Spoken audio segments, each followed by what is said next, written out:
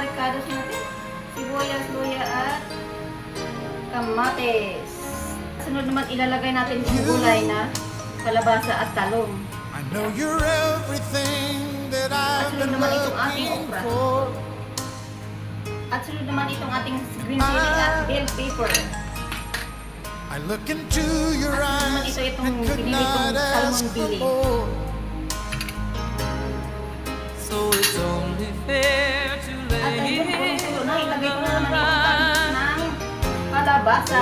hold on.